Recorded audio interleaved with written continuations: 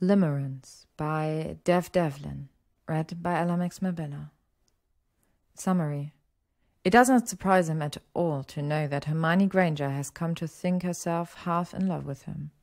But it is not to last, and it is that night, on the night of the school's annual Halloween dinner, that he knows that Hermione Granger's opinion of him is about to rapidly shift. And how could it not? Because at his feet there is a dead boy, and she has seen it. A Tomione Fanfiction. 1. He knows her. How could he not? She's the brightest of his students, the one with the bushiest hair, the quickest to shoot her hand up, the one with a deeply rooted desire for praise. And she knows him. Or at least she thinks she does, and how could she not? He's the youngest professor Hogwarts has seen in decades, the one with the darkest eyes, the quickest to lose his temper, the one who can keep even her on her toes. He has taught here for years now. He has witnessed firsthand her slow transition from a small, timid, buck-toothed girl into a strong-willed and sharp young woman, and she is, on paper at least, extraordinary. She asks the sort of questions he expects from no other, provides answers more detailed than any single textbook, and he knows for a fact that if it were not for a biological necessity that is sleep, she would spend all of her spare waking hours in the library. Over the years, her diligent methods have enabled her to scrape up on each and every record mark set by he himself, and it is no surprise that Hermione Granger has therefore been affectionately termed the brightest witch of her age. And yet, she is extraordinary, but deep down she is still just like the others. He has not missed the way she tucks her hair back when she enters his classroom. He has noticed the way she hastily averts her eyes when he catches her looking at him. He's well aware of the roses that bloom beneath her skin when she receives his praise. Extraordinary as she may be, she is still a teenage girl, and it is only natural that she, like the others, has come to indulge in fantasies of her young professor. It is not a strange thing to him, being admired. It is a burden that Tom Riddle knows all too well, and over his years he has honed it, learned to use it, wield it. And wield it well he does, and so No, it does not surprise him at all to know that Hermione Granger has come to think herself half in love with him. But it is not to last, and it is that night, on the night of the school's annual Halloween dinner, that he knows that Hermione Granger's opinion of him is about to rapidly shift. And how could it not? Because at his feet there is a dead body, and she has seen it. 2. She runs. Bright, shining, extraordinary Miss Granger has always been a creature of logic, and so, a split second after she's seen the body in the corridor and the look on his face, she runs. And Tom? He does the only thing he can think to do. He chases her. She makes it to the courtyard, but only just. Granger is a quick little rabbit, but he's a fox, and the length of her legs cannot compare to his. She fights against his hold, and how could she not? Rabbits are animals of prey, and the instinct to escape, to flee, to survive is strong. But she is already between his jaws, and instinct alone is no match for his sharpened teeth. You can't do this, she gasps against the hand he has over her mouth, and it is not a plea for her life. It is not submissive, and it is somehow both exactly what he did and did not expect from her. It is such an absurdly stubborn thing to say, so very, very like her, that he laughs. And it is precisely then that he struggles with her. In his amusement, his grip loosens, and she, extraordinary Miss Granger, uses it to her advantage. Her elbow low on his stomach, and her heel solid against his shin grant her freedom. And though he growls low and rapid, it does not deter her. Her wand is raised only seconds before his own, and though her arm is shaking and her breathing is uneven, her jaw is set. Strong-willed, extraordinary Miss Granger. He would have laughed at the end of any other student's wand. But he cannot see any amusement in hers, only sheer determination and blind, foolish bravery, and maybe something else, something restrictive and chafing. When he disarms her, he does so quickly, silently, and her wand is out of her hand before she's even realized it. But once she does, for the shortest of seconds, he sees anger. But then she is retreating, backing up against the castle wall, and though the action is submissive, almost fearful, she still holds her chin high and says in between pants, You can't kill me." The statement, bold, stubborn, and fearless, makes him want to clasp her neck between his hands and snap it. Not because it is an order, and how dare she think she can order him of anything. Not because she is a mudblood, and how dare she think she can order him of anything. But because he knows all too well that she is entirely correct. If Tom were to be honest, he'd say that he never much liked Hermione Granger. She's loud, a know-it-all, a brown-nosing, foolish, undeserving, extraordinary anomaly in his classroom, and if she were to be dead, he would not miss her. But he knows that McGonagall would, Sprout would, Flitwick would, Dumbledore would, her far too nosy friends Weasley and Potter would, even bloody Madame Pince would. And so he knows that unlike quiet Myrtle Warren, she's close to untouchable, and just like that very afternoon in his own classroom, Miss Granger is once again correct. He cannot kill her, but there are a great many things he can take aside from her life, and so instead, Tom Riddle takes her freedom. To be continued. Thank you for listening to Limerence by devdevlin, read by LMX Mabella. If you would like to stay up to date on upcoming chapters and stories, you can follow me on YouTube, Spotify, AO3, Instagram, or Tumblr.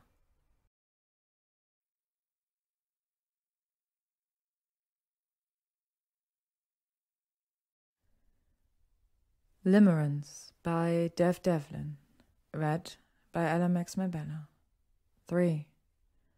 Miss Granger surprises him. He expects her to crumble. He expects her to shy away from the rest of the school, to hide in her dormitory, to spend the next week, maybe two, deteriorating in the hospital wing. She has become a witness to murder. To most, he believes that it would be a somewhat disconcerting experience. What he does not expect is for her to arrive bright and early the very next morning at the school's emergency assembly, a horde of small first years in tow. But that is exactly what she does. He supposes that she is a Gryffindor. While the head may be loud and obnoxious and a terrible composer of short songs, he knows that it is very rarely incorrect in its judgment. Only a few steps into the hall, and he is sure she has noticed him. He is seated 3 places down from the headmaster himself, at the front of the hall. She must have noticed him. But if she has, she shows no outward sign of it. And it is only once the first-year students are all seated tightly toward the front of the hall, and she is at the end of the table in the place of the head girl, that she meets his eyes. Her features are blank, impassive. But her eyes... The corner of his mouth twists upward, and it is that, he thinks, that is what drives her to look away. And then Dumbledore begins his address, and her eyes remain on the table the entire time. A student had been found dead, and naturally, security in the castle had been immediately increased to the highest of levels. There were talks of closing the school, and all of the students who remained were now under the strictest of curfews. There was to be no movement of a soul under the age of 18 without the escort of a teacher. Miss Granger, he knows, is not one for breaking the rules. While she may spend her social hours with two of the most notorious rule-breakers in current enrollment of the school, Miss Granger is not cut of the same fabric. She prides herself on being good and headstrong and righteous, and yet it is of no surprise to him that night, the very next night, he finds her alone in the corner of the library, studying by wandlight. "Miss Granger?" She stiffens, but she doesn't look away from her book. He can see in the dim light provided by her wand her throat moving as she swallows. It is almost as if she believes if she does not acknowledge him, he will go away. It is almost laughable. "It is past curfew," he says. She responds in silence and continues to read, and Tom's fingertips start to feel like they are heating up. "Miss Granger." "You wanted my silence," she says, and though it is a whisper, it is somehow solid. "Have it." And there it is. Inside of her eyes, brown, the color of mud, bright and dark at the same time, is the very same feeling he'd seen at the end of her wand. It's unmissable, and his skin is heating, and his collar feels too tight. "You, of all, should know that it isn't safe to be alone in the castle," he says, and it is forced, it is rehearsed, it is exactly what he has been instructed to say should he find a student breaking curfew. "I'm not alone, though, am I?" she says, and with it his collar is tighter, too tight, too tight. "You're here." The nerve of her, the nerve of her, and she is...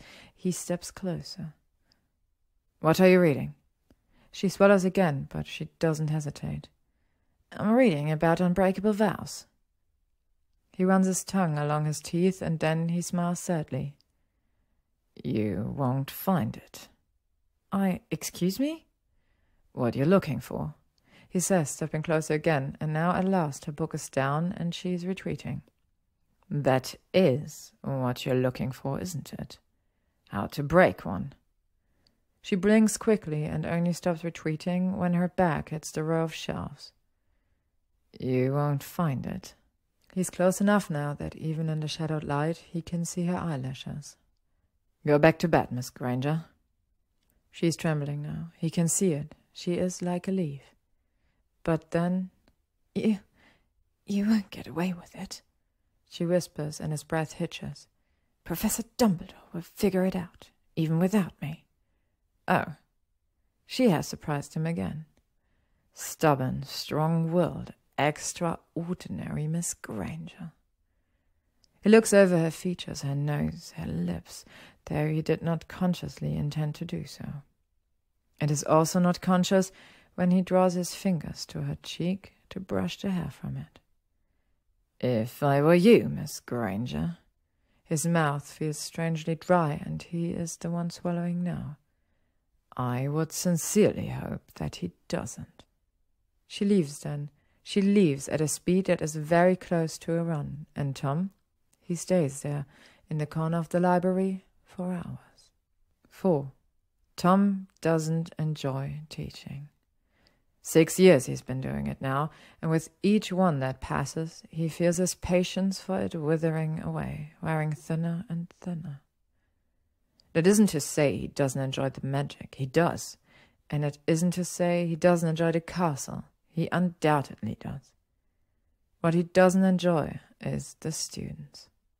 They're ignorant, naive, slow, and tiresome, and if it were up to him, many of them wouldn't have stepped foot in Hogwarts to begin with, let alone have made it all the way to 7th year. Miss Granger included. But that day, the first day of classes, after Warren was found dead, and 1 week after having found Miss Granger in the library reading about unbreakable vows, Tom is itching with excitement as the students file in. He has a unique lesson planned for today, and it is for her. He is sure she won't enjoy it. "When we think of the dark arts," he begins loudly, dramatically, and the murmuring class falls silent, "we typically think of the extremes. Humans are selfish creatures, and as such it is only natural that when we think of the dark arts, our minds instinctively edge towards poisons, torture, murder, magic that we perceive as being directly dangerous to our own well-being. He paces when he speaks, and though he isn't facing her, he can feel that she is watching him. But what we don't typically consider when we think of dark arts is the inherent power of our own words. He faces the class then. Does anyone have an idea of a way by which our words alone may classify as dark arts? He scans the class, and when he reaches the front, he sees that for once Miss Granger does not have her hand up. But what she does have is fire in her eyes. He licks his lips. Nobody. He follows up, watching her pointedly. Not even you, Miss Granger. A few students in green laugh. No, sir, she says, and her voice is tight. No, I don't think I have a single idea of what you could possibly mean. That's a shame. He doesn't lift her eyes from hers. I was so looking forward to your opinion this time. He looks away, then to survey the class, but before he does, he notices that her knuckles are white around her quill. I'll try again, shall I? Would anyone be kind enough to provide me with an example of a magically binding contract? This time, in response to this question, there are several hands in the air, and he doesn't need to call on any of them before one speaks out of turn. A marriage contract, sir? He nods. Correct, Mr. Malfoy. I have 2 points to Slytherin. The chalk hovering in front of the board curls around the words marriage vows. In certain pure-blooded circles, the vows one makes in his or her wedding day are often not only legally binding, but also magically. But generally speaking, marriage vows would not constitute as dark magic. Anything else? A more timid hand shoots up. Sporting competition, sir? Ah, yes, also correct. Well done, Miss Parkinson. Have another 2 points. He says, and she, like Miss Granger would have done only days ago, smiles as her cheeks redden. Many competitions, such as the Triwizard Tournament and the Quidditch World Cup, utilize magically binding contracts in their entrance conditions. But yet again, not dark, not dark.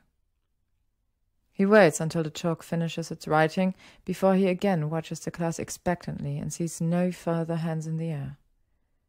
There is another branch of contract that we are missing from our short list, he says, and he glances over to see that though Granger's skin is now furiously pink, her mouth is firmly clenched shut. An important one, the one that I would like to focus the rest of today's discussion on. Any ideas? The class is quiet. Anyone? There's even a hint for you in plain sight upon the board. When still none of his students speak, he smiles. Vows, he eventually answers himself, come in many varieties, many other than marriage vows. He slowly crosses the room and leans against his desk. These can be innocent enough, ones made through simple oversights in our words, and might never be formally recognized as magically binding. Or they can be actionable, made by our actions, as is the case in what we would call a life debt. But they can also be entirely intentional, as in the case of marriage vows, or in the case of honorable sworn vows. The classroom is again quiet, the void filled by the rough scratching of quills on parchment, and Tom lets his eyes brush over the class one more time before he asks broadly, What can you tell me about unbreakable vows? An open question, anyone may answer. They're unbreakable. Malfoy draws, and a few around him stifle their laughs. But while they laugh, Tom cannot help but scratch the itch to find Miss Granger once more. She is glaring. She is every bit as furious as he expected her to be, and it is marvelous. Yes, Mr. Malfoy, they are unbreakable, he repeats, and it is with a great deal of effort that he tears his eyes from hers. And Draco, if you would be so kind, what do you suppose would happen if you attempt to break an unbreakable vow?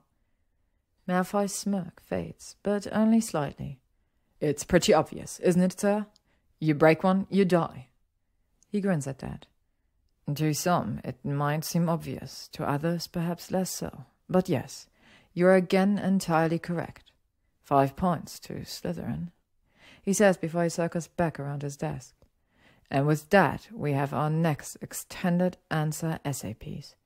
I would like 3 feet of parchment on my desk by 4 p.m. on Monday of your own personal opinion on the potential benefits and limitations of an unbreakable vow, the situations in which one might use them, and of course, their dangers. There is a collective groan among the class, and she... He sees that her quill has snapped in her hand.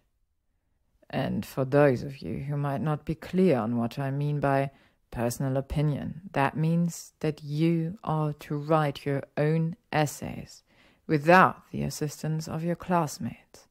This is an individual assignment, and Mr. Weasley, Mr. Potter, I am looking at you.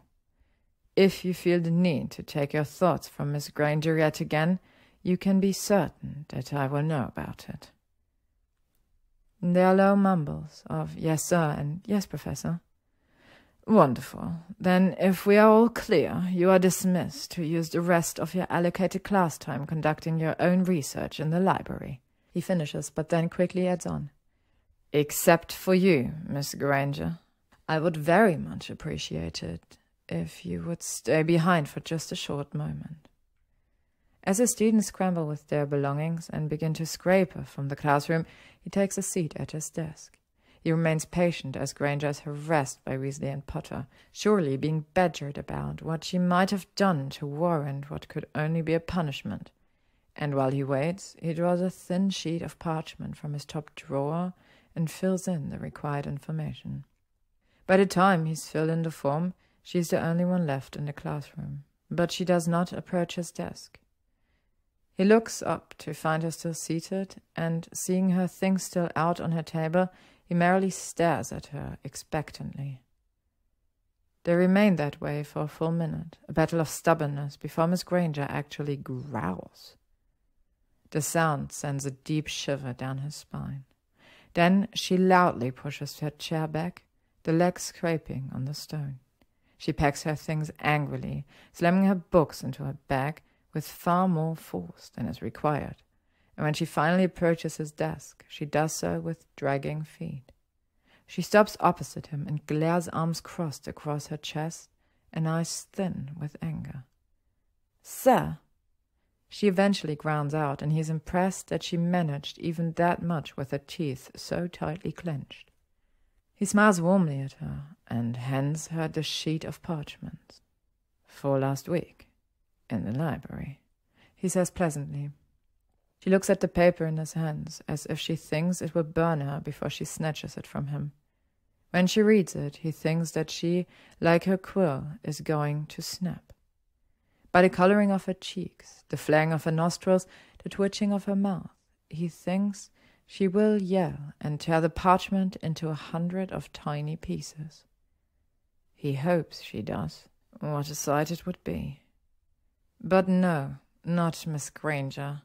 Not the brilliant, extraordinary Miss Granger. And instead, she gives him a forced and tightly controlled smile and says, "See you on Friday, then, Professor."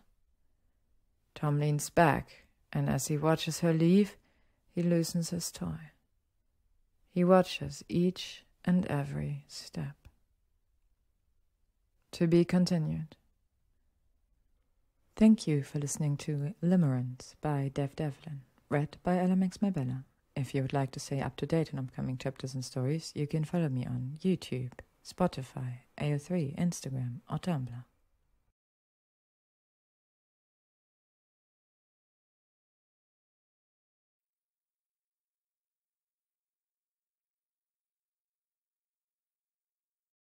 Limerence by devdevlin, read by LMX Mabella. 5. Tom has never been one for gambling, but if he were, he would bet that it is her first detention. Miss Granger enters the defense classroom at 7 p.m. sharp on Friday evening and doesn't greet him. The sound of her shoes dragging on the stone follows her with each step, and Tom smiles at her sullen features. She lingers by the back of the room and goes to place her bag on one of the tables in the back row. "No." His voice leaves no room for question. "Sit here." Opposite him on his desk, he has cleared a space for her, and he pets it invitingly. She remains where she is for a long while before she quietly sighs.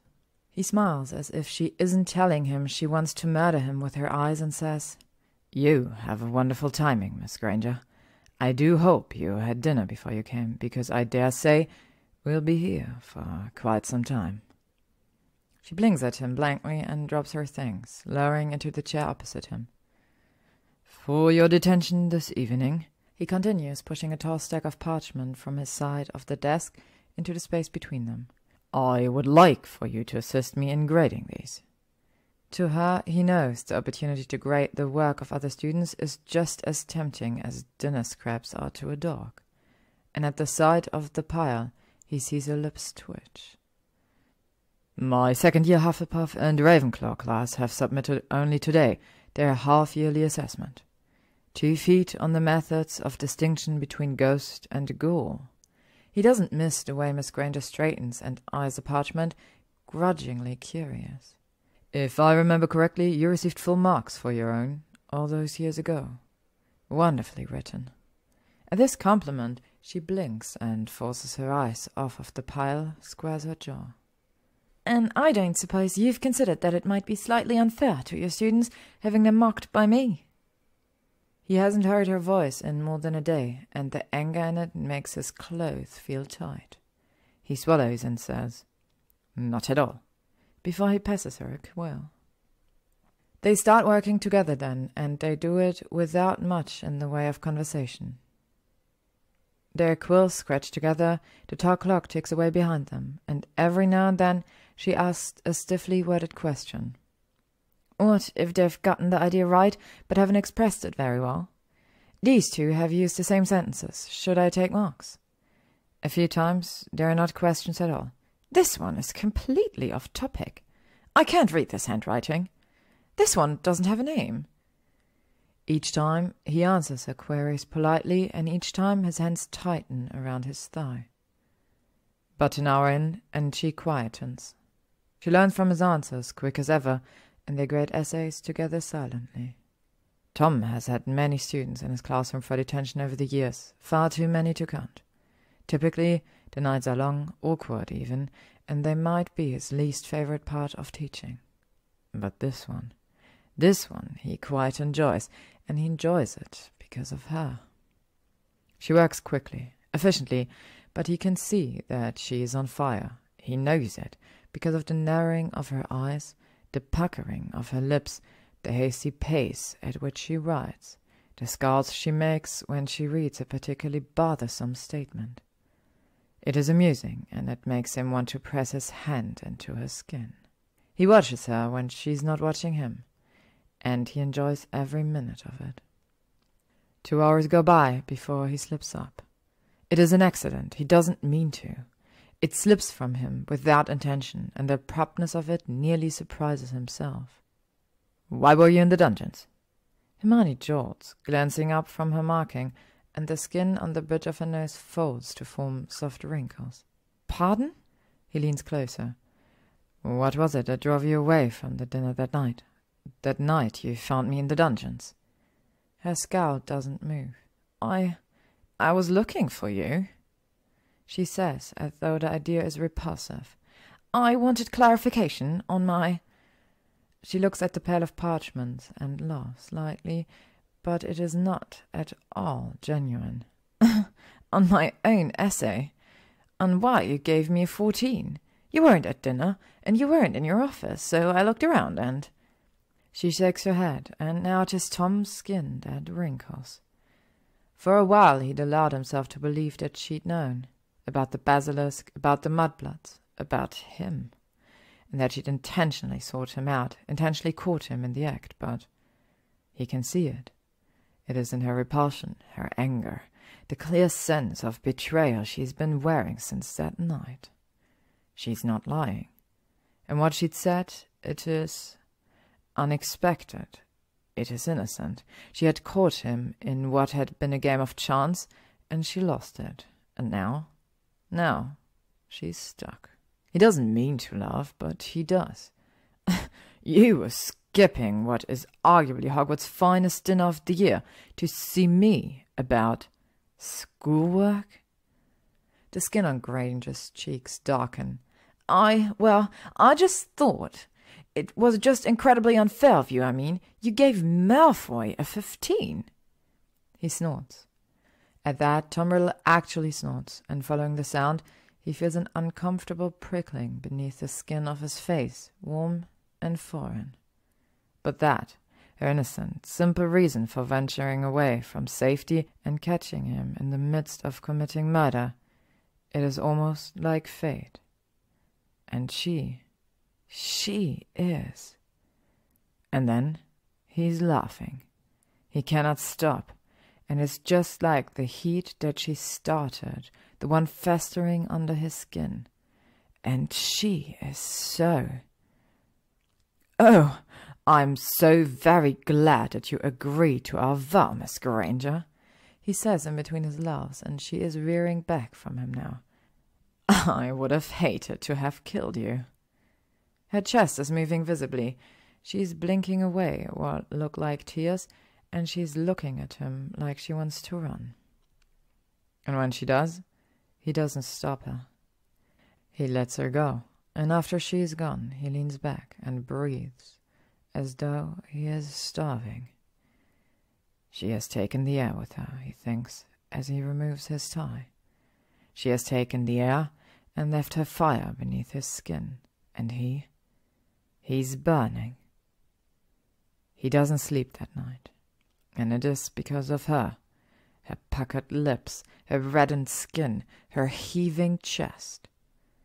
He is a mess that night, and it is because of her. To be continued.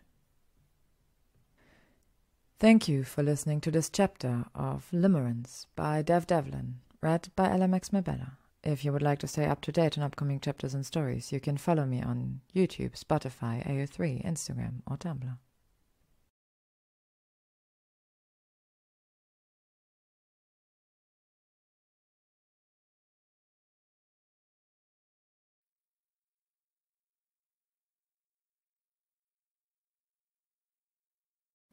Limerence by devdevlin, read by LMX Mabella. 6. After his meeting with Dumbledore that afternoon, Tom is in no mood for his students. Dumbledore had not been subtle. While the rest of the professors might adore him and take anything from him as fact, Dumbledore has, on no occasion, made him feel like a trustworthy member of staff. In this meeting, he'd made it plainly obvious that his opinion of Tom has not changed. Perhaps to find the culprit, we need look inwards. Inwards, he said. Inwards. The other professors had not heard it, but he had, and he'd heard it loud and clear. Dumbledore did not mean inwards, as in considering the students, as the others had assumed. No, not inwards as in considering the stuff, but inwards as in those present there and then in his damn office, in that damn meeting. Tom's fists tighten. Dumbledore suspects. Professor Dumbledore will figure it out, even without me. Professor Dumbledore will figure it out, even without me. Professor Dumbledore will figure it out, even without me. It is maddening. Tom had restrained from releasing the basilisk for years. He'd itched in his 5th year, he'd longed in his 6th, and he'd almost done it in his 7th. But despite the overwhelming temptation, he'd still restrained. And yet, even after 13 years of restraint, and nothing but perfect behavior, Dumbledore still did not trust him. Nothing had ever been enough to sway him, and so Tom had restrained no more. He has no proof, Tom knows. Aside from Miss Granger, he left no proof to find, and there is nothing the old man can do to prove it. But nonetheless, he suspects, and It is maddening. Maddening as the increasing numbers in the impure. Maddening as the continued secrecy of Wizarding World. Maddening as is she, his anomaly, his own personal tormentor. He closes his eyes and stops himself. She's nothing. She's brilliant and she's foolish, and despite what she knows, despite what she's seen, Miss Granger is nothing. She's a teenage mudblood with a nose big enough to gouge eyes with, and she is less than nothing. He will handle Dumbledore. He will be difficult to sway, and he will need someone to take the blame for Warren's murder, but still, he will handle Dumbledore. She will soon be gone. Dumbledore will not figure it out, and bright shining Miss Granger will be wrong. Miss Granger is nothing, and yet, when she arrives at his classroom at 3:59, trailing closely behind Weasley and Potter, he does not particularly mind the sight of her. "Here, sir," Potter says when they reach his desk, offering up his essay on unbreakable vows. Tom takes it and looks down at it only briefly before Weasley says, "Wrote it all on my own, Professor," and hands his over too. Miss Granger doesn't say anything, merely handing him a wad of folded parchment she'd pulled from her bag. "Thank you, Weasley, Potter, Granger." She does not meet his eyes, and so Tom glances at the clock. "Considering you've technically entered on time, I won't take any marks, though next time might I advise you meet the deadline with something more tangible than the length of Weasley's attention span. You should have your marks by Wednesday." "Yes, sir," grumbles Weasley. "Thanks, Professor." Potter looks to be fighting a smile. Miss Granger is silent. He waves them off, and the three of them scarper as hastily as they arrive. Tom doesn't give in to the temptation to immediately look at hers, knowing that if he were to start, he wouldn't be able to finish reading before his next class arrives. Instead, he adds the essay to the growing pile on his desk. He looks back up at the sound of trailing footsteps to see that Miss Granger has stopped in the doorway. When she turns back to look, features guarded, he smiles. She returns it with a scowl, and then she's gone. Tom stays up late that night, marking the 7th year essays, and it is tedious. It is still an effort to restrain himself from flicking through them to find hers, but he manages, instead using it as motivation to continue and marking them in the order by which they've been handed to him. Eventually, he reaches Potter's familiar sloppy handwriting. The essay gives him the beginnings of a headache, and he scrawls a neat 10 in the upper corner by his name. He reaches Weasley's. Tom stops reading 2 paragraphs from the end and writes a tight 7 in the corner, underlined by a "See me after class." And then he lifts Weasley's off of the pile and reaches Granger's essay. His fingertips are hot when he unfolds it, and at the very same moment that he does, a sudden low gurgling escapes from his throat before he even realizes it. It is the shortest essay she's ever handed him. As he continues to stare at it, his gurgle becomes a laugh, and then he laughs, and he laughs. It is 2 words long. It is only 2 words long, but those 2 words ignite something in him that is tight and hot and foreign, and he doesn't think he can contain it. "Fuck you!" He puts the parchment down to pull at the skin of his face. He closes his eyes, and she has surprised him. Strong-willed, foolish Miss Granger has again surprised him, and she is just EXTRAORDYNARY. His fingertips are burning now, thrumming with something that borders on excitement. He takes up his quill once more and writes a neat 15 in the upper corner of the page. Then he stops his grading for the night and goes to have a long, cold shower. 7. The first thing Tom does when his 7th years re-enter his classroom is hand them back their essays. He does so slowly, one by one, taking his time with each student, just so that when he reaches her desk, he will be able to see the look on her face. "Miss Granger."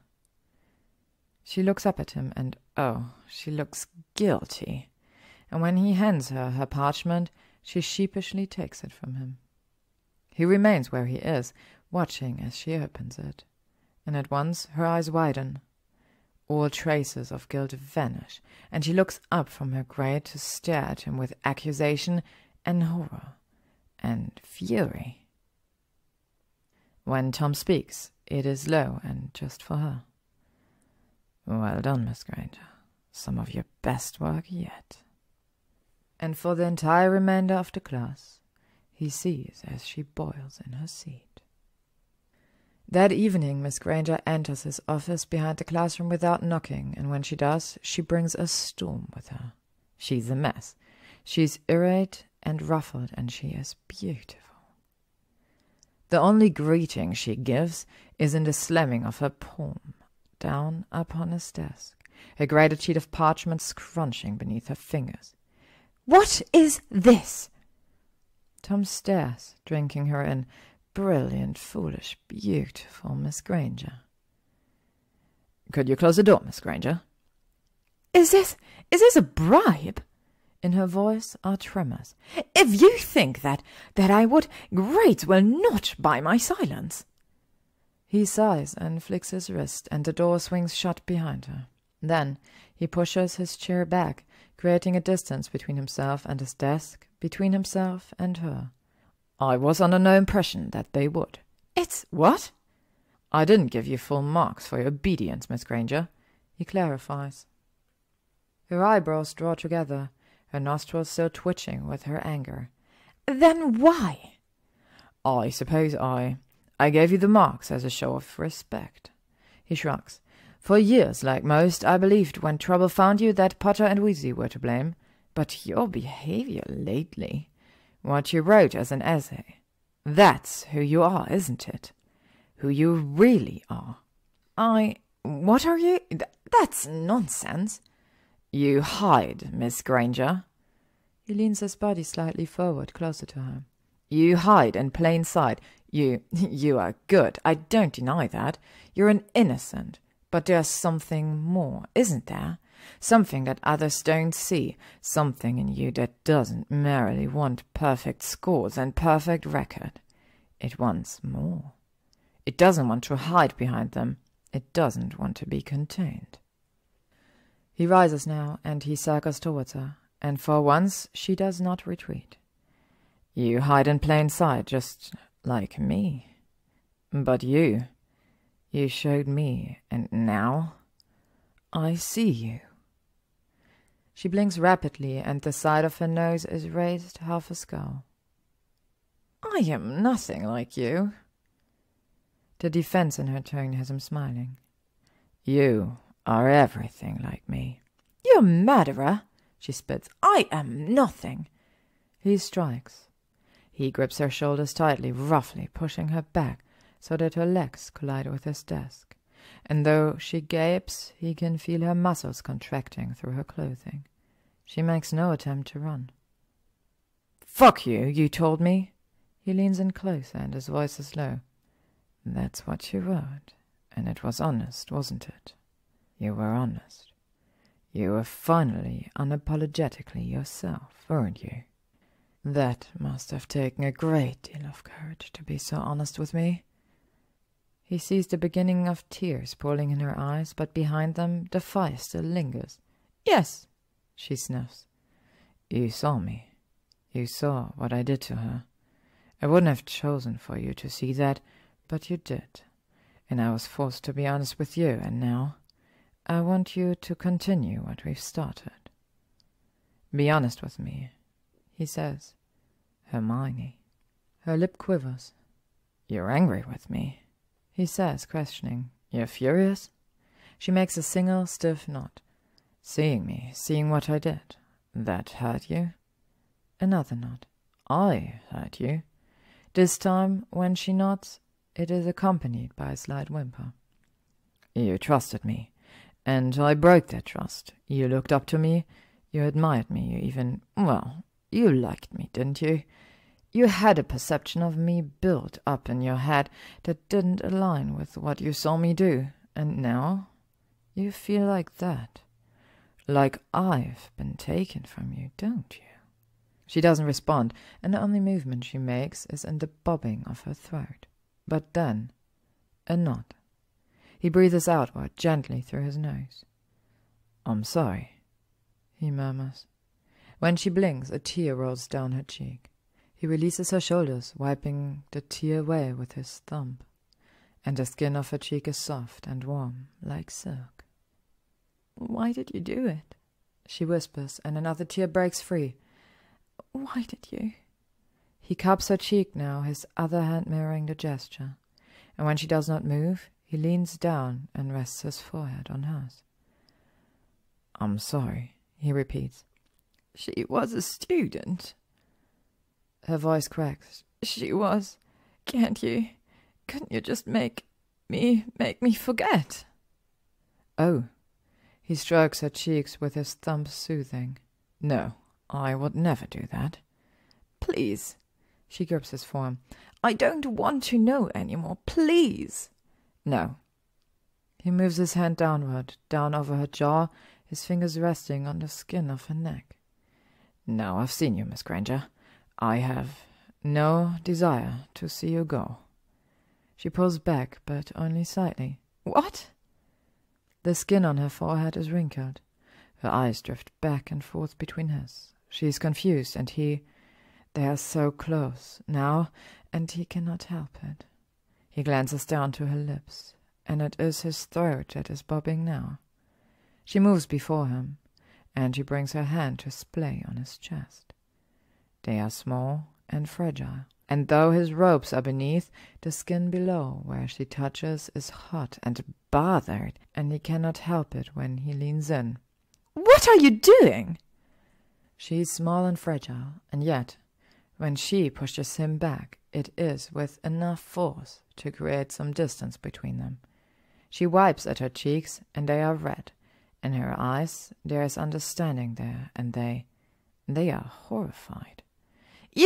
I don't—" She clenches her eyes closed, and when she wrenches them open, she is determined. "You will pay for what you have done. You're a monster, and they will figure you out. And you disgust me, and I want nothing to do with you." When she leaves, she slams the door behind her, and though she is gone, the storm she'd brought with her lingers in the office. It is hot, and it is thick, and she is beautiful. And as he drags his nails down over his face, he doesn't think he can breathe. He wants to follow her. He wants to chase her like he did that night and wrap his hands around her neck and finish what he should have done then. But she is a distraction. She is nothing, but she is brilliant, and she is beautiful, and she is extraordinary. And he doesn't think he can finish it. Not anymore, and he hates her. He does not follow her. Tom does not forget the feel of her. She is small and fragile, and warm and soft, and he will never forget it. Her face between his hands, her forehead against his, her hands on his chest. He cannot stop thinking about it, and the relief his hand brings him that night is no relief at all. To be continued. Thank you for listening to this chapter of Limerence by devdevlin, read by LMX Mabella. If you would like to stay up to date on upcoming chapters and stories, you can follow me on YouTube, Spotify, AO3, Instagram, or Tumblr.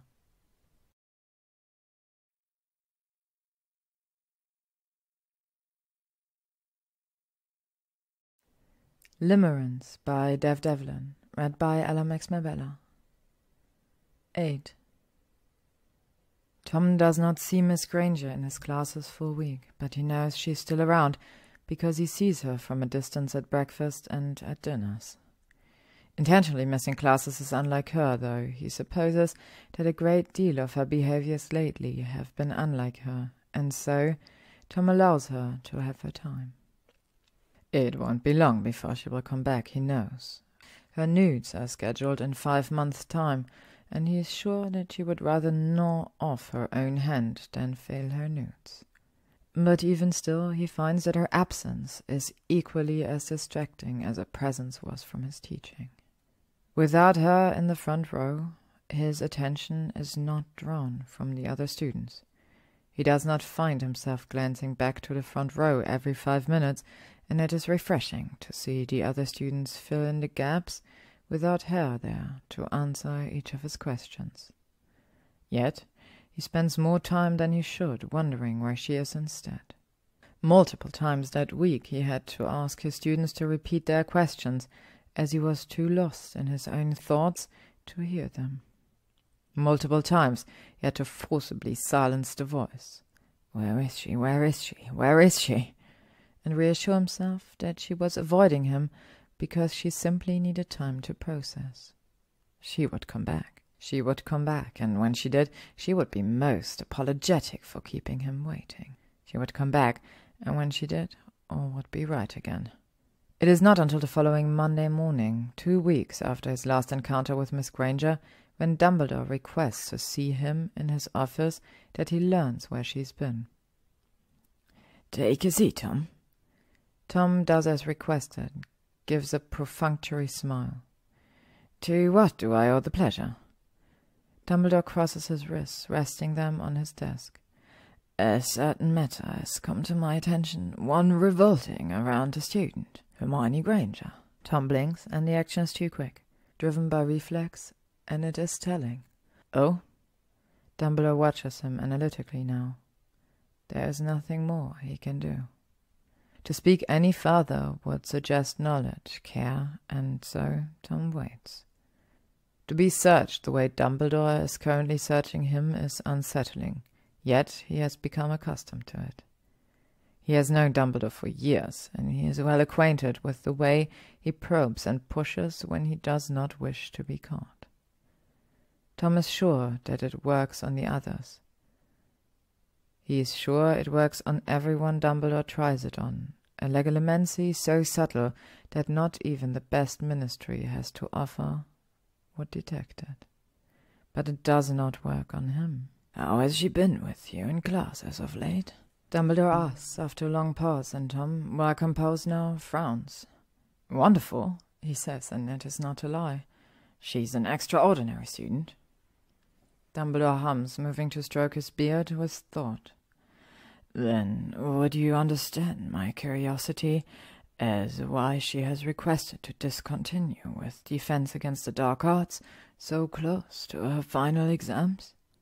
Again his composure slips, and again he is sure that Dumbledore has noticed. He swallows.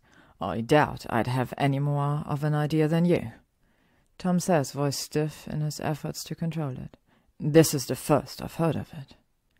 He has been quizzed by Dumbledore numerous times over his years, at the orphanage, his closet on fire, at the ministry with a panel of ministerial staff for his interview for his current position, and only weeks ago in the same very office after the murder of Miss Warren.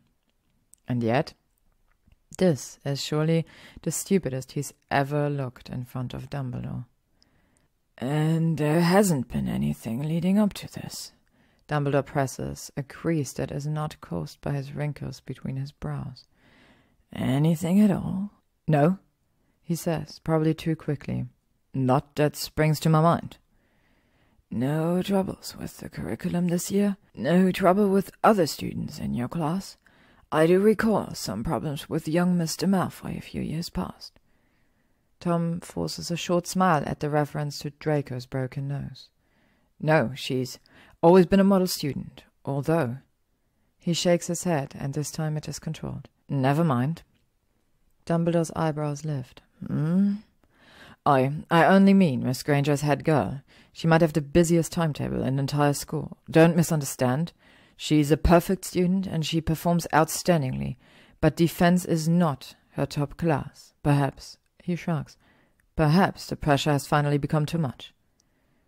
Dumbledore watches him before he slowly nods. "Yes, he says, and he sounds sad. Yes, she said something along a similar line, so I suppose that must be it. Tom mirrors the thoughtful expression of Dumbledore's and waits expectantly. There is another long pause before Dumbledore says, Thank you, Tom. Albus? Tom nods to Dumbledore and then leaves. And then he goes to find Miss Granger. It takes an hour of searching and the assistance of 3 other students, but Tom finds them down by the Quidditch pitch locker rooms. Weasley, Potter? Oh! At the sound of his name, Potter straightens, as if he's just been caught doing something suspicious, and glances around, as if surprised to see him there, so close to the field. Hello, Professor. Weasley brushes his hair back and tucks the quaffle he'd been tossing around under his arms, his features equally as concerned as Potter's. I was looking for Miss Granger. Potter scratches behind his head and exchanges a weighted look with Weasley. Weasley coughs. She's, in the dormitories, Potter provides before Weasley can finish. Yeah, Weasley nods. Hasn't been feeling too well. Did you want us to pass on a message? Tom stares at them. Little fucking liars. No, that's all right, he smiles politely. I'm sure I'll catch her eventually. He does, but it is not until 2 days later, and he is forced to resort to questionable methods to do it. After sending a first-year out to give her the message that Dumbledore wished to see her in the Transfiguration classroom during the lunch break, he waits patiently behind the door. When she gets to the classroom, she enters in a hurry, struggling with her bag that looks overly full of her books. I'm sorry, Professor, I was just... He pushes the door closed with a flick of his wrist, and seeing him instead of Dumbledore, Granger breathes through her teeth and immediately backs up. You can't drop my class, says Tom, without anything in the way of greeting, before she has an opportunity to speak back, and he cannot help the way his eyes rake over her. She looks to be in half a state of shock, but she manages some level of composure and lifts her chin. I already have. He steps closer. Undo it. Her knuckles whiten around the strap of her bag. No. Tom takes a deep, calming breath, though it does nothing to calm him. It makes absolutely no sense for you. Dropping your class makes perfect sense. Her voice is strained around its edges. You've been harassing me. He sneers. Harassing you? Cornering me in the library, taunting me in class, touching me without my consent, tricking me into meeting here. Her jaw locks with determination. Textbook cases of harassment towards a student. I'm putting a stop to it. He stares at her in disbelief, and then he laughs. It is not at all funny, and yet he cannot help himself because it is ridiculous. Perfect, stubborn, beautiful Miss Granger. She'd seen him commit murder, and yet her breaking point was a single interaction in his office. A slight slip in his composure. Granger, he licks his lip. Can you even hear yourself? You're throwing away years of study, years of hard work, all because you... what? You thought yourself into believing that I might have kissed you? At once she is shaken. He has hit the nail on the head, and he can see it in her sharp intake of breath. He laughs again. You're a student. A loud, irritating one, and you're barely 18 years old. What interest would I possibly have in you? She is shaken, and he knows it, and her lips are quivering, but her eyes are as determined as ever. I was there. I know what happened. He tilts his head. Do you? She nods. But didn't you spend years giggling about my attention with your friends, Brown and Patil? He asks, and it makes her flinch. You've thought about me kissing you more than just kissing you, endlessly, and so, of course, the first time you're alone with me in my office, you delude yourself into thinking that I would have. Like a deer in the headlights, she is frozen, caught. How do you... He smiles, and when he speaks again, he does it gently. There is no shame in it. You're young, it's only natural. Seeing cues, signs that aren't there. Misunderstandings happen. It's quite all right. Her eyes are wide, her cheeks are flushed, and he thinks he has her. She glances away, and he knows he has her. But then she breathes deeply, as if to calm herself, and bites into her lip. And the next time she meets his eyes, that familiar fire is still there. "I'm dropping your class." Her tone is resolute. "I graduate in 6 months, and after that we'll never see each other again. I have kept my word, and I will continue to keep it as per the condition of our vow, and then that will be that." He isn't smiling anymore, and he cannot help it when he steps towards her. "No!" She steps backward, eyes him warily. "Whatever you want from me, whatever this is to you, it's not in my head, and I know it, and I want no part in it." He stares. "Brilliant, brilliant, Miss Granger." She holds her chin in a way that says that she thinks she has won, and so he changes his tactic. "Why not?" The quiet sounds abruptly loud at the question, and she straightens, confused. "If it's not in your head, if it is something that I want, if I did want to kiss you." He glances at her lips. "Then why not?" She swallows, and again he knows he has taken her off guard. "You're a murderer." He nods. "Yes, I am. But that isn't it, is it?" He steps another step closer. "That's not what this is it?" He advances further before she can stop him, taking her jaw between his hands the way he had in his office. She pulls back, but not enough to free herself. She doesn't step away, ever the curious one, and his lips spread wide. "No," he murmurs. "It isn't me that disgusts you, what I am, no. The problem for you is that you do want this. Me. You want me more than you ever did before, and that's it." She blinks rapidly now, and the shaking of her head is subtle, barely there. "You can't lie to me, Miss Granger. I see you, clearer than you see yourself. I can see the fire in you, longing for you to set it free, for you to let it burn." He runs the pads of his thumbs under the bone of her jaw. "You fear it. You're scared that if you let it out, you'll never be able to rein it back in. But you are extraordinary. You can learn to control it, and I can give you that." She's enthralled, he can see it, and he tightens his hold on her, turning her neck upwards so that he can close the distance between them. And she lets him. His nose touches her cheeks, and his lips brush hers without pressure, only just, and his lungs have stopped functioning. All you have to do is let it out. His eyes are still open, and he can see that hers have drifted shut, and he has her. He has her, he has her, he has... Loud trampling feet echo in from the corridor, from students who are surely on their way to their next class. At the intruding sound she pulls herself free, and he can feel the distance she puts between them like ice. He goes to follow her, to close it again, but she shakes her head, and she is trembling. She is scared.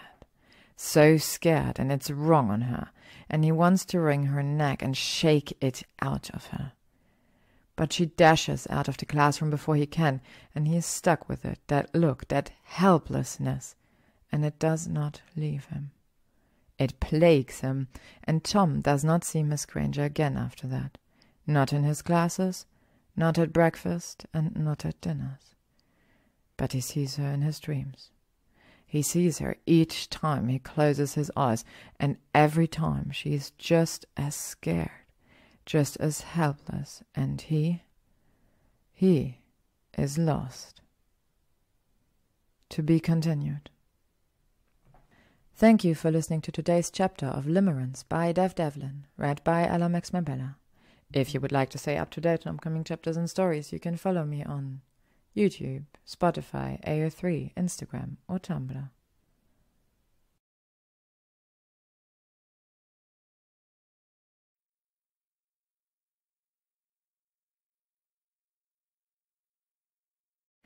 Limerence by devdevlin, read by Alex Mabella. 9. Miss Granger does not return to his class. Months pass, months go by, and Tom does not speak with her at all, though he has seen her 3 times since the Transfiguration classroom. The first time they had passed in the second-floor corridor. She had been walking side by side with Weasley and Potter between classes, and she'd been laughing at something one of them had said. Her laughs had ceased when she'd spotted him, and then she kept her head down until he was gone. Tom specifically remembered it, because he'd closed his fists so tightly that they'd bled. The second time he saw Miss Granger, she'd been in the library. She was tucked away toward the back in her usual spot, and she hadn't seen him exchanging his pile of books with Madame Pince. He'd wanted to speak to her then. He'd wanted to approach her and yell at her for being such a stubborn, foolish child, but she'd said that cornering her in the library had been harassment, and so he reminded himself that she was nothing, and he left without saying a word. But the last time he'd seen her, the most recent occasion, they'd spoken. It had been awkward, and she had looked uncomfortable, but they'd spoken nonetheless. It had been at the Quidditch match between Gryffindor and Ravenclaw. She'd been climbing up the stairs with Miss Lovegood, and he'd been escorting Crabbe down after issuing him a swift detention for sharing in far too much detail and far too loudly the things he'd like to do if left alone with Gryffindor's chaser, the youngest Weasley. "Professor Riddle!" Lovegood had greeted brightly as they passed. "Luna?" he'd returned. "Hermione." Granger's smile had been forced, but he still remembers it vividly. "Professor?" Miss Granger's skills of avoidance have become impeccable since then, and he wastes more time than he ought to wondering what she's doing for her meals. In the meanwhile, without the distraction of Miss Granger, Tom busies himself with his classes, grading, once again perfecting his image on the perfect professor to shake off Dumbledore's eye. As a consequence, he frequents down to the chamber less and less often. His basilisk is becoming restless, angry even, and at each visit she hisses at him of her frustrations. But to free her again so soon would carry too much risk and would surely result in the closure of the school, so he forbids her to leave the chamber. She's most put out with him, but he has grown used to that this year. Others being put out with him. And though the months pass, his dreams of Miss Granger do not stop. It is most fortunate for Tom when he skips that weekend's Quidditch match and stumbles across an oversized Gryffindor harboring a wild animal in one of the empty dungeon's storage cupboards. A most fortunate chance of luck, but not surprising. Fate has always smiled upon him. The talks of closing the school cease after the culprit for Warren's murder's caught, but Dumbledore's watchful eye does not waver. Tom has always liked the astronomy tower. It has the height of the Orrery with none of the feces. It has the openness of the Quidditch pitch with none of the practicing players. It is a place that none of the students would expect to find a defense against a dark arts professor had they been seeking him, and because of that it is one of his favorite places in the castle. That morning the sun rises over the mountains, the sky reflecting a soft shade of pink.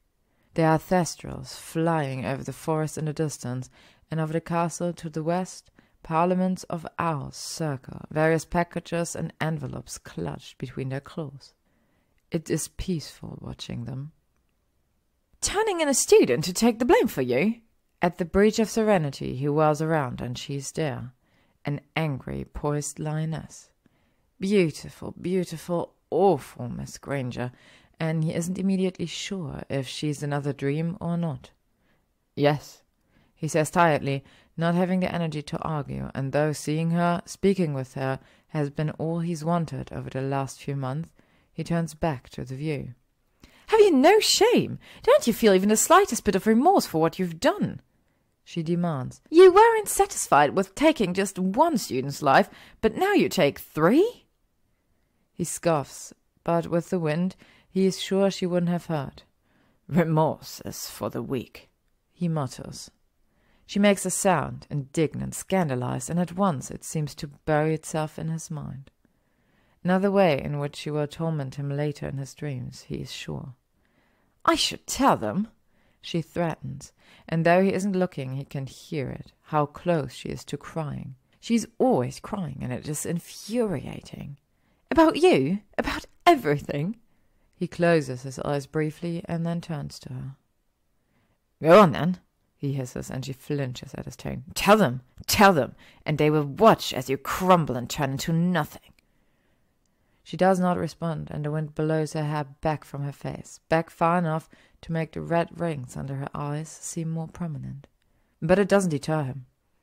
Will they miss not old Miss Granger, the girl with the big nose who once had so much promise, who dropped dead without finishing what seemed to be the most important sentence? She looks as though he slapped her. There is a part within him that wishes he had. I don't think so, he answers himself as he steps closer, and his hands are trembling now. I think they'll be glad to see the end of you. I know I will. Her features twist, contract with hurt and anger and disgust, and then, just as he thinks she will cry, she spits. His eyes close in reflex, while her saliva meets its mark right on his cheek. When he opens his eyes, he sees her rage. It is disarming. It is so beautiful. Fuck you! The moment is gone. Tom wipes her spit from his cheek before it can freeze onto his skin, and then he licks it from his fingers. Many sleepless nights later, after another one which felt that it would be endless, when there is only a month until the end of the school year, Tom thinks about leaving. Everywhere he looks, she is there, horrified, scandalized, distraught Miss Granger, and surely there is not much more that Hogwarts has to offer him. Surely he will be better off out of its restrictive walls, away from Dumbledore's watchful eye, out of the space that she has been. He will take his basilisk with him when he goes, he decides. She will not like to leave her home after so many centuries, but she will not like to sleep again either, so he thinks she can be convinced. Travelling with a basilisk will not be easy, but he is sure he can manage, and he could show her the world. They will find somewhere where she can hunt every night, when neither of them will have to hide, and he will finish what he started when he cursed the Riddles down. Lord Voldemort will rise at last, at long last, and he will excise all memory of Miss Granger. She is nothing, nothing, nothing, nothing, and she will soon be nothing. He thinks about it all morning. He thinks about it throughout his third-year Slytherin Gryffindor class, and then he thinks about it through his fourth-year Hufflepuff Ravenclaw. He thinks about it during his marking in his free period, and when classes break for lunch, he has decided. He's going to do it. He will write his resignation that very day, that very lunch break, and he will be free. Free from Dumbledore, free from Hogwarts, free from her. When he ventures down from his classroom towards his chambers in the dungeons, he does it in a hurry. He takes the stairs by twos, he squeezes through the congregations of students without pause, and he takes a shortcut across the courtyard towards the stairs by the great hall. He makes it halfway across the yard before he abruptly stops. On the other side of the courtyard, his eye has been caught. And like the nightmare he cannot wake from, the fire festering under his skin, she is there. Stubborn, awful, beautiful Miss Granger. The bench she is sitting on is in the sun, and her hair seems to glow. There's a red tinge to it in the light he can see, and it matches the red on her uniform, her freckles, her brown eyes. And then, just as he has taken her in, she laughs. It is light and it is carefree, youthful, and though he has seen her laugh countless times over the years, it seems oddly as if this, now, is the first time he's seen it. It's wild and raw, and at the sound of it, the muscles in his stomach constrict. But it is then, when she laughs, that he finally notices how close she's sitting with Weasley, and his hand. It's on her thigh. It is not low, not on her knee. It is not in the middle, not in the way one might grip someone's thigh after they told an exceedingly funny joke. No, Weasley's hand is higher, high enough that his thumb is surely brushing where her thighs and hips meet, and it is high enough that had he spotted Malfoy sitting with a girl in such a way in the open school grounds, he would have deducted points. Tom cannot look, and yet he cannot look away either, and the noises of the courtyard quickly begin to blend together, blend and morph into a loud ring, until Tom cannot hear anything at all, anything but the ringing and the sound of his own breath. She is close enough to Weasley that their legs, their shoulders are brushing, and Tom's already tight collar grows tighter. It grows tighter, tighter, and Weasley is speaking to her now, speaking in low words he cannot hope to guess at, but she is smiling. There are roses under the skin of her cheeks, and they are the same ones that used to bloom for him. Tom can hear himself breathing, but it does not feel like he is. His head is light, and his collar's too tight. Too tight. It makes sense. He knows somewhere that it makes sense. Potter and Weasley have been by her side for years. Of course it makes sense that she's grown close with them. But this... He leaves. Tom wrenches his eyes from them and turns around to head back the way he came. And while he goes, he pulls off his tie. He clenches his fists, both of them tight enough that they are both surely bleeding this time, and he's breathing now through his mouth.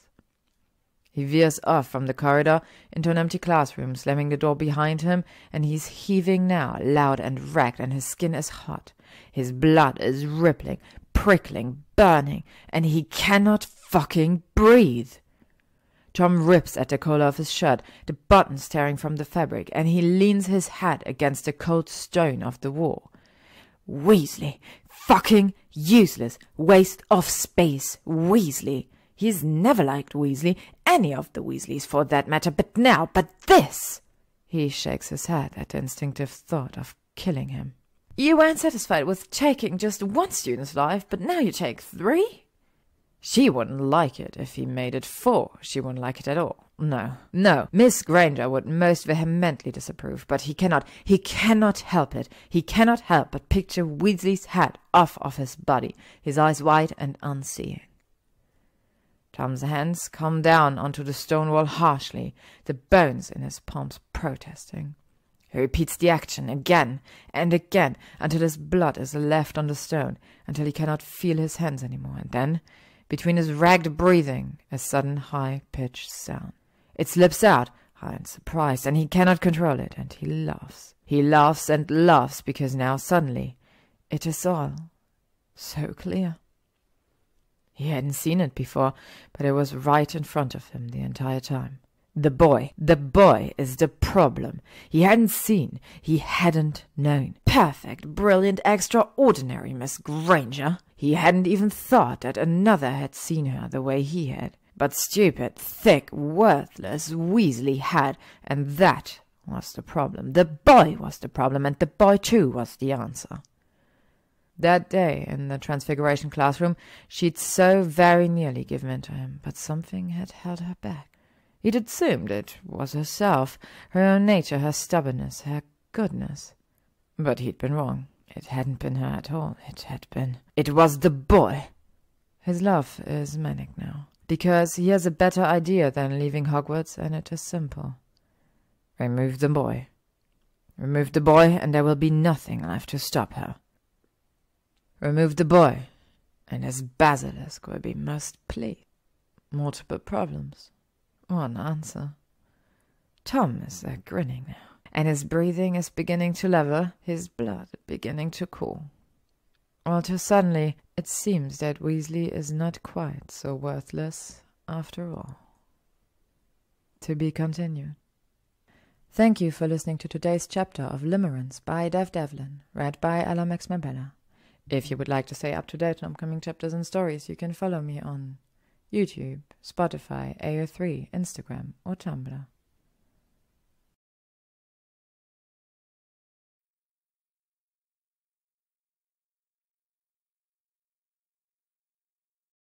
Limerence by devdevlin, read by Alex Mabella. 10. It is not too difficult to get a copy of the prefect timetable from Malfoy. All too eager to impress one of the teachers of his own house, Malfoy hands it over without asking a single question, and with that, Tom knows exactly where he will find an isolated Mr. Weasley. Late that night after dinner, once all of the students are holed up in the dormitories and all of the portraits are quiet in sleep, he makes his way to the third-floor charms corridor and takes his place in the grove of the main classroom doorway. He is not followed. There he waits, patient, silent, a viper in the dark, and while he waits, he thinks of her. Beautiful, beautiful Miss Granger. When he is done tonight, she will not know it, but she will be his. She will be free from the weakness of her attachment, free from obstruction, and when he is done, she will torment him no longer.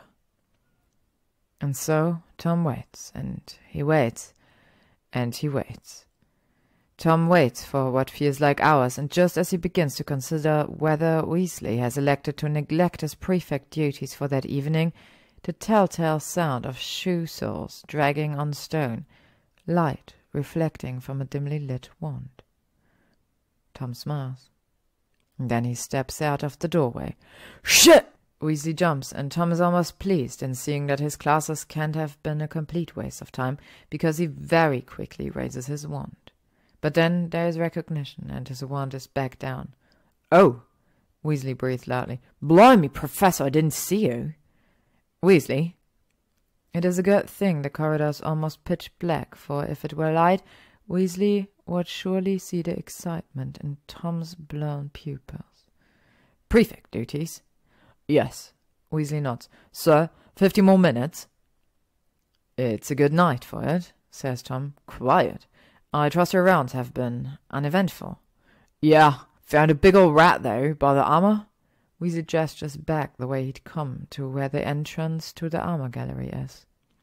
"Though it might have been someone's pet, and I tried to catch him, but he took a good bite of my thumb and he got away." Tom frowns as Weasley shows him a small bloodied gash on his thumb. He clears his throat and doesn't comment on it.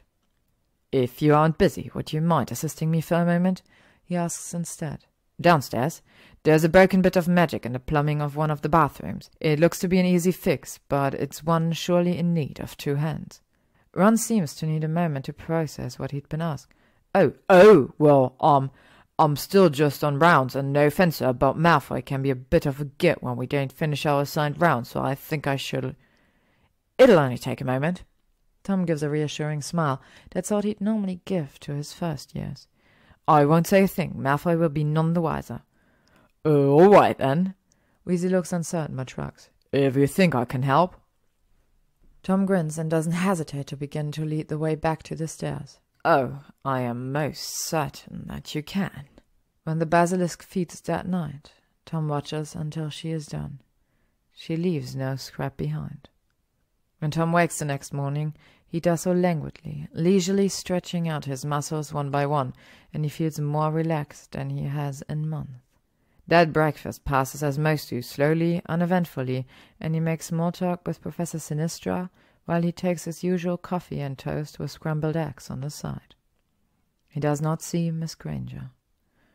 He is in an excellent mood, and on that morning he gives out more points than he has in the last 3 months put together. His second and third years are most pleased.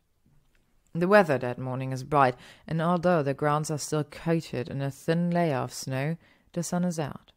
It is shaping up to be a picturesque day, and it is not until lunchtime that he is quietly pulled aside by Minerva.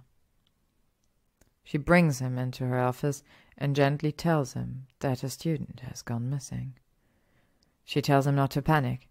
She tells him that it is surely not a cause for alarm, not now that Miss Warren's murderer has been caught, that the 2 incidences are certainly unrelated, that 7th year dropping out from their studies before their newts is quite a common occurrence. But she also tells him that to be safe they need to conduct a search, and she tells him that they are searching for Ronald Weasley. Naturally, Tom does all that he can to assist.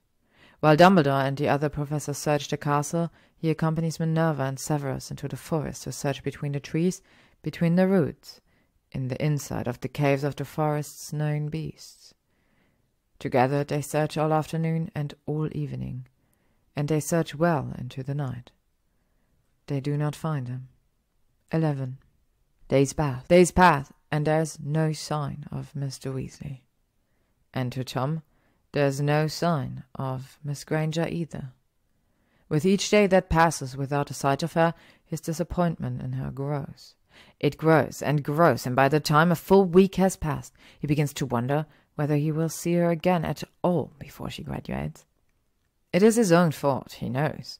What he'd done had been reckless. He took one of her comforting shoulders from her, and was foolish enough to leave the other intact. It had been short-sighted of him. He should have taken both. That week Tom uses his sleepless night to think over how he will rectify his misstep. To do so with such little time remaining in the term will be difficult, and more difficult still will be covering it up.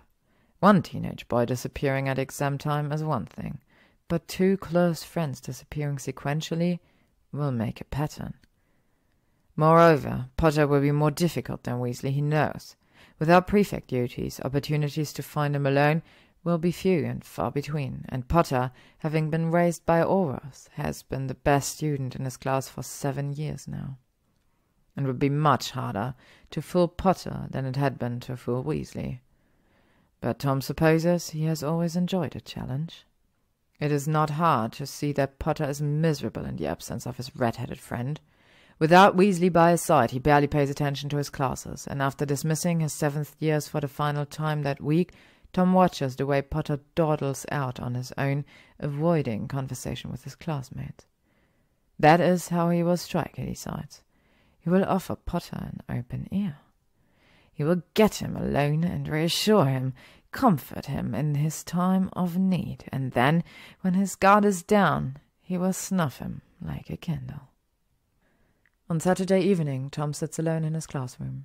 He cannot recall a time in his life where he slept so poorly, and having been busy all day with assisting his students with their nude preparations, by the time the clock strikes 8, the thought alone of making the journey back down to his living quarters in the dungeon makes him groan through his teeth. He considers sleeping there at his desk, but quickly thinks better of it. His neck would never forgive him. Slowly he packs up his desk and tucks his quills into his drawer. He pulls his cloak from the back of his chair and shrugs it on, and just as he stifles a long drawn-out yawn, a timid knock on the classroom door. He rolls his eyes. He doesn't know how many times he needs to explain to Miss Abbott and Miss Bones that his office hours are between 9 and 6, but apparently he will have to do it at least once more. The door cracks open before he can speak, and behind it is not Miss Abbott, and it is not Miss Bones. At the sight of Miss Granger, Tom's lungs empty. "Can I come in?" she asks, even though her head is already in the room, and he swiftly notices the patch of skin under her eyes and around her nostrils are red, raw. He nods. Of course. She slips inside, and when she closes the door behind her, the hairs on his neck begin to prickle with excitement, his tiredness quickly forgotten. "I take you've heard about Ron?" She speaks quietly, and though she did not word it as a question, he nods. "Professor McGonagall and Professor Dumbledore have said it's likely that his classes became too much, and he's decided to leave the school, the way Fred and George did. His family's keeping watch at home, and they're keeping an eye out in the other known communities for any sign of him." Tom stays silent, watching each and every move she makes like a man starved, while she cautiously approaches him. "But I don't." She sighs and puts her back down before she meets his eyes, the action seeming to take some effort. "I don't think that's what happened. If Ron were to have left, he wouldn't have left his things behind. He would have said something, if not to me, then at the very least he would have to Harry." She steps closer, stops only an arm's reach away. It takes every ounce of his self-control not to close it, and the way she's looking at him makes his mouth run dry. "I don't think he ran away," she states. "Then," he says, voice hoarse, "what is it that you think has happened?" Her eyes move, searching him, and he thinks she's focusing on his lips. "I think he's dead." When she speaks, it is calmly and with control. "And I think it's because of you." At the accusation, he angles his neck, goes to deny it, but then she steps even closer, close enough that her chest is almost brushing his. "I saw you. The other day in the courtyard, through the bushes, you were watching us." Her voice is quiet, and as close as they are, Tom has to lean closer still to hear her. "I think it made you jealous. I think it made you angry, and I think you did to him what you did to Myrtle." The whites of her eyes are red. She looks as if, like him, she has not slept. There is a lump in his throat, one he cannot seem to swallow down, and it is a strange, uncomfortable sensation, one he can't remember having felt before. "You told me once that you wanted me to be honest with you," she whispered. "And I was. Now it's your turn. Now I want you to be honest with me." She is so close, so close. "Hermione, is he gone?" she breathes. "Did you do it?" When he swallows, it is loud. "I did it for you." She exhales, then quickly, shortly, and with it there is a low whimper. But she doesn't falter, she doesn't break. She doesn't even look surprised. As if it is nothing less than she expected, she glances away, licks her lips, and then she nods. Reaches out then, fingers under her chin, and he turns her to force her eye. "Are you going to kill me too?" He swallows. The mass lodged in his esophagus has grown in size. He shakes his head. "But you want to." She's barely whispering now. "That's what you said. You'd be glad to see the end of me." "No, Don't you know what you're doing to me? Can't you see?" He moves his hand to the side of her neck, and she is warm, soft, and fragile. "I want to help you. I want to free you. I want to kill the part of you that is holding you back. The part that cared for that boy. The part that keeps you in line, makes you weak. The voice in your head that stops you from being who you're meant to be. The one that tells you no." Her lips are parted. She is frowning, and she is confused, and he thinks this is the moment she will run again. This is the moment she will cry and yell and accuse him of awful things and threaten him with Dumbledore. But then, "How would you do it?" she whispers, and again he is surprised by her, and he's blinking like a fool. "How would you kill it?" He actually moans then, because she is extraordinary. Extraordinary, strong, ruthless Miss Granger. "I can show you." He leans closer, barely leaving an inch between them.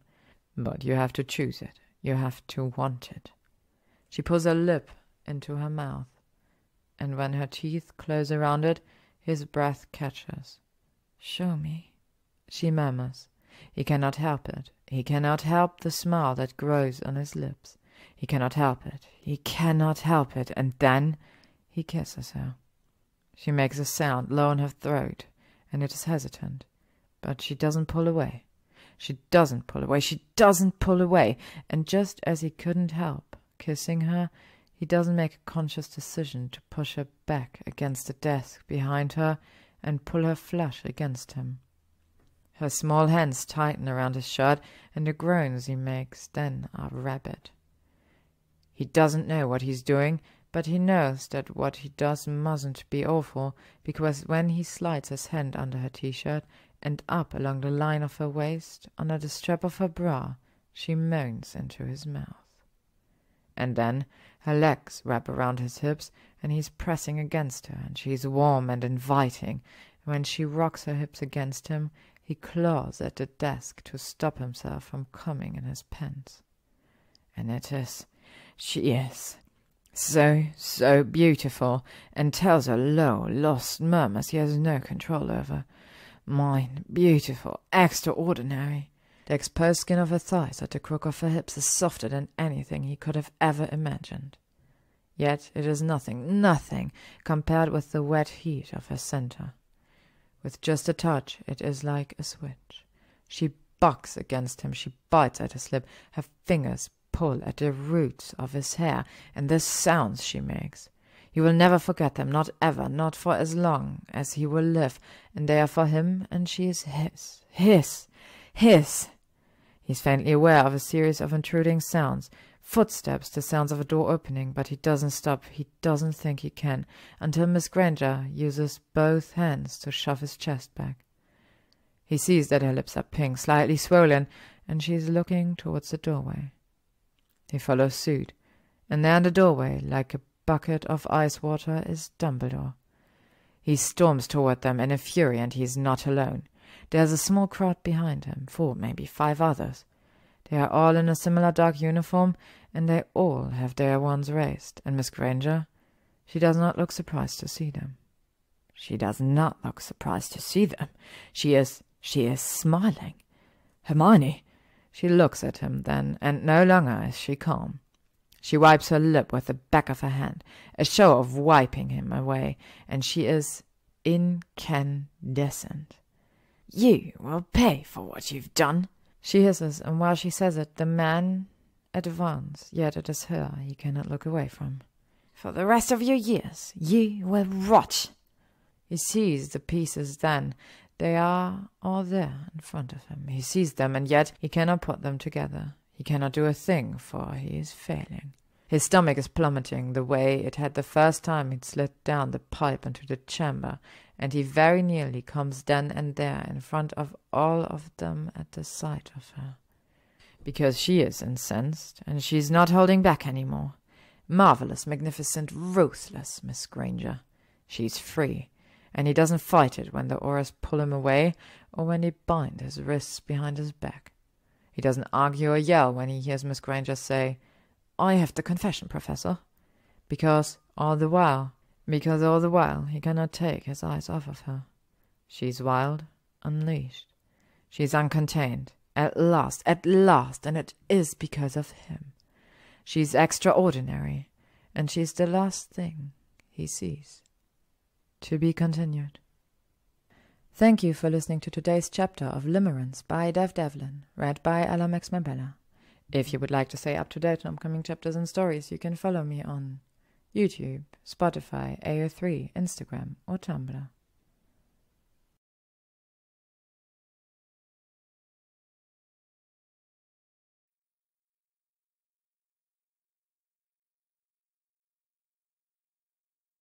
Limerence by devdevlin, read by Alamex Mabella. Azkaban is not the most pleasant of places, but Tom finds that it is not quite as horrendous as he'd anticipated. The guards, the Dementors, are unrelenting with their presence, and Tom knows it because there is never a pause from the sound of the yelling, begging, screaming of the other inmates that he overhears while in his cell. But for the most part, the Dementors leave him be. He supposes that what he has left in his soul is not very tempting compared with the others. But there is no entertainment, no company, no movement to keep him busy, barely enough food to keep him alive, let alone energized, and so, despite his best efforts, he spends his days thinking of her. He thinks of her when he wakes, he thinks of her when he sleeps, her eyes, her pain, her desire, her touch, her smell. He thinks of her all the fucking time, and he realizes very early on his stray in Azkaban what his mistake had been. She'd been sworn not to speak about Warren, but she'd made no such vow over Weasley. She'd been free to share her memories with Dumbledore, as long as she only showed him those that revolved around Weasley. Stupid, stupid, stupid, devious, treacherous, cunning Miss Granger. She was more of a snake than he'd given her credit for, and like a mouse tempted with a ripe strawberry, he'd fallen right into her trap. She'd accused him of murder, and she'd known that when she asked him for confirmation, he would give it. He hadn't even needed convincing, but that wasn't all. Clever Miss Granger hadn't been satisfied with merely locking him up. No, she'd labeled him as a sexual predator to boot. She'd accused him of pursuing a relationship with a student, and like a puppet on a stage, he'd performed for her. Dumbledore and his Aurors had seen it, his hands up her skirt. With that, she was ensured that he would be laid with 2 charges. 2! Enough to ensure that her threats of spending the rest of his years in Azkaban were not empty, and that he would forever be known as the child murderer and molester of Hogwarts. And yet, when Tom thinks it all over, as he lays on the cold, damp stone of his cell, he laughs. He laughs because it is ridiculous. He has been subjected to a lifetime within the wet walls of Azkaban, a lifeline of isolation and starvation, and weakness and rot, and he has been subjected to it by a fucking schoolgirl. And after it all, it only makes him want her more. Though the years pass, he never stops thinking about Miss Granger. Somewhere along the line, somewhere between his 7th and 8th year in Azkaban, Tom loses track of how long he's been there. The days blend into one another, the dark walls of his cell rendering it impossible to distinguish day from night, and all the while he receives no mail. He receives no visitors, not even Rosier or Dolohov, not a single one aside from the occasional Dementor, and the only company remaining to him is the company of himself. Aside from the steady pace of growth of his hair and his nails, he has no outside indication of how much time he has served. And it is that, he thinks, that is the true torture of Azkaban. Though the Dementors leave him be, time does not. And time is far worse monster than a Dementor will ever be. Tom withers. He wastes away in his cell slowly but surely, and he often wonders whether being tethered to life by his Horcruxes would be a better existence than the one he currently has. Between his thoughts of her, he wonders, and he wonders, and he wonders whether he would be able to see her then. He wonders whether he could do it. He wonders whether beating his head on the stone until his body succumbed to its mortality would be more painful than the slow passing of time. He doesn't think it would be, and yet he cannot bring himself to do it. He cannot bring himself to do it because every time he thinks of it, he thinks of her. Her eyes, her pain, her desire, her touch, her smell. He continues to wonder as the nights and days drag on, and he wanders, he tosses, and he turns, until one day he has an idea.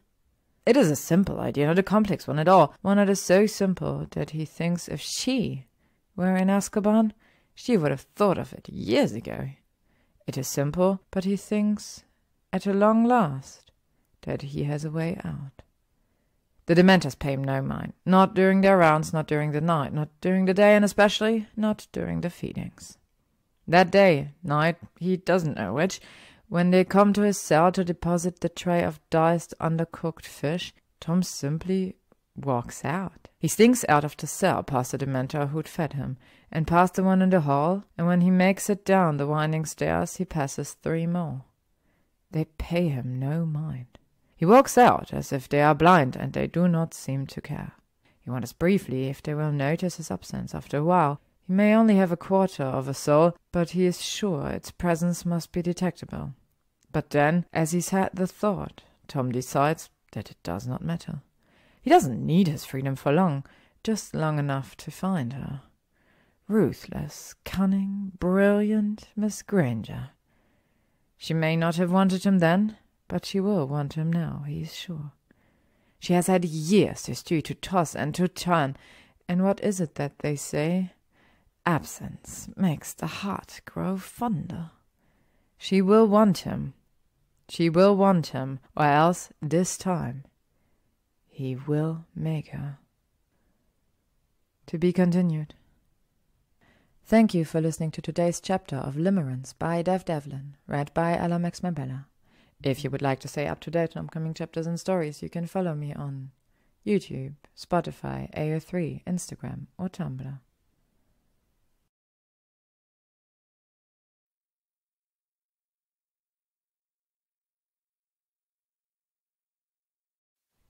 Limerence by devdevlin, read by Alamex Mabella. Chapter 13. Freedom, Tom discovers, has a smell, and it smells just like her. It is not hard to look at the home of the illustrious Hermione Granger. Beautiful, ruthless Miss Granger is quite prolific these days, owing to her work in the Department for the Regulation and Control of Magical Creatures. And the newspapers he'd stolen from the apothecary are all Tom needs to discover it. She has made a name for herself, just as he always knew she would, and when he brushes his fingers over her smiling photograph, they burn. Extraordinary. Never having moved far from the ministry, he learns that she lives in a modest home outside of London, and she does not live there alone. It has been 3 years since Miss Granger has been Miss Granger.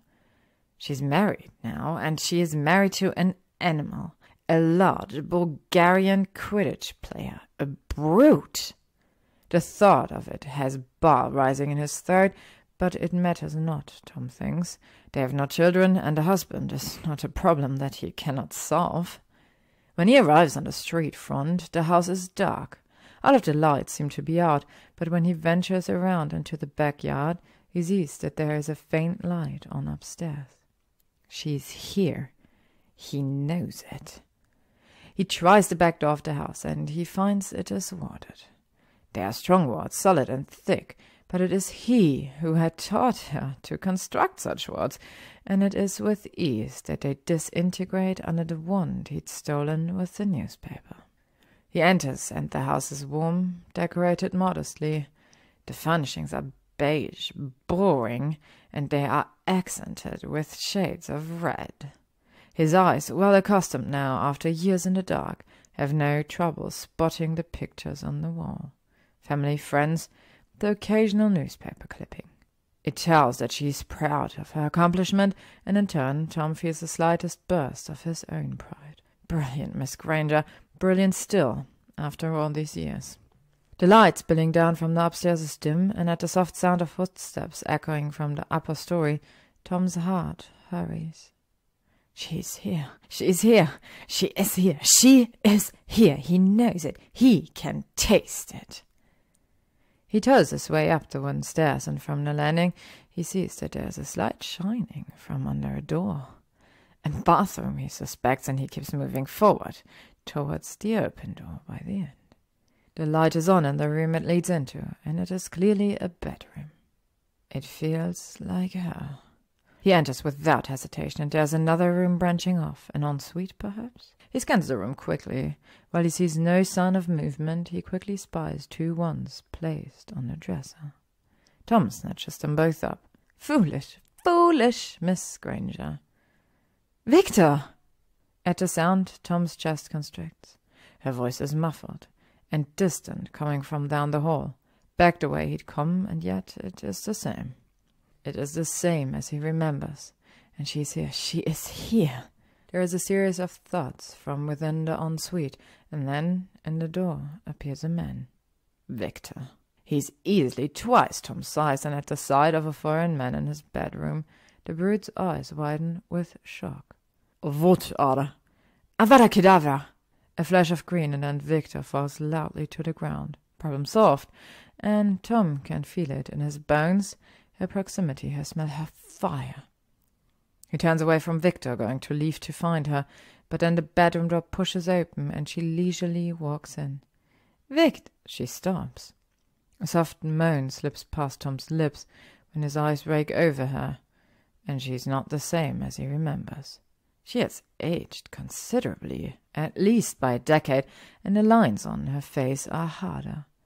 She is softer, too. Not quite so lean, but he easily recognizes her all the same. His heart is racing now, and his fingertips burn. Burn! Miss Granger? She gasps, and she is frozen, shocked into stillness. She is clearly, plainly terrified, and oh, she remembers him. She remembers him. Terrified, beautiful, beautiful Miss Granger. He smiles. I've missed you. What? Her attention locks onto the fallen body by the side of the bed. When she speaks next, it is to the body that she speaks.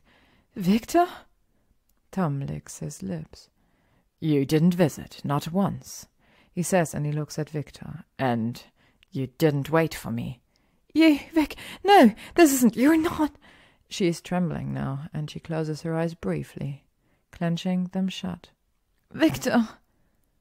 She steps closer, heading toward Victor, but when he steps between them, she halts. Tom drinks her in, and he cannot get enough. But I forgive you, Hermione. Tom murmurs, and then he laughs. Oh, it's been so long since I've... Hermione... He groans at the sound of her name. But she is trembling all over, chest heaving, and her eyes flick down to the ones in his hand. What did you do to him? "He's out of your way," says Tom, and when she takes a step back from him, he follows. "Don't be scared. I did it for you, Miss Granger." He approaches further still. "For us." She glances back down at Victor and closes her eyes, and then she runs. Like all those years ago, she has seen him, the body at his feet, and she runs. And just like he'd done all those years ago, Tom chases her. She is aged and grown, yet she is still quick as a rabbit. But he's not just a fox anymore. No, no. He is a stuffed, desperate one now, and he catches her downstairs when her hands are fumbling at the front door.